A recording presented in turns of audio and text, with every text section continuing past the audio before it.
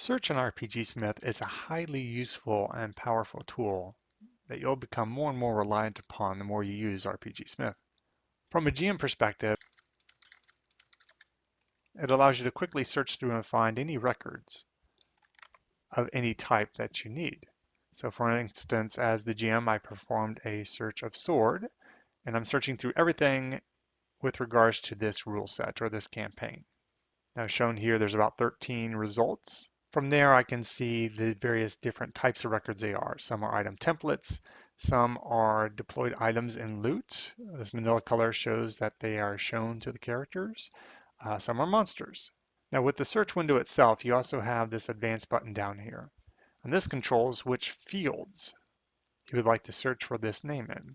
So each record, all records have a consistent name, tag, stats, and description field. So if I were to select all of those, before I just performed the search with the word sword appearing in the name. But if I were to expand this to include other fields, I get a lot more results.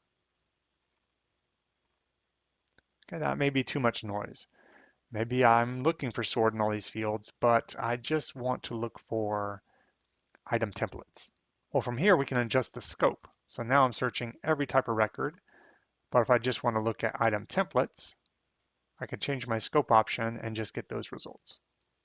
And to refine that even more, you could see under advanced we have even more options. Now that we've changed the scope to item templates, I can include searching fields specific to that record type. So not all records have rarity or associated spells or abilities. So when you're searching everything, those aren't available. But now that I've scoped that to item templates, they are available, so I can search through those records as well. But I'd rather just search the name and update my search. And there we have all the item templates with the word sword only in the name field. And let's include tags as well. There's a couple more in there. So Sunblade, if we look at that, it'll have a tag with the word sword in it, which is why that returned in that results. And of course, you could change the scope down to anything you'd like, even handouts, buffs and effects, really anything. For the player characters, search works in much the same way, but their scope options look slightly different. So here again, we're performing a search for the word sword in everything. If we look at advanced, we're only searching for the name field. So this is everything that the player character has access to see. And we can add additional fields and maybe get more results. Under the scope options, we could see there are 2 levels and different record types at each level. So we could limit this to just search for swords within this character's inventory. Or we can look at all item templates at the rule set level. So you can see these top 4 are going to be scoped to specifically this character and the records associated with the character, whereas the bottom set will search everything within this campaign or rule set. When you also perform a search and no records are found, it'll fly out this advanced section to allow you to enable additional fields if desired to maybe provide some more results. Switching back to item templates, we get more results. Now another cool and useful feature of this with a lot of games, maybe you want to see cleric spells of 5th level.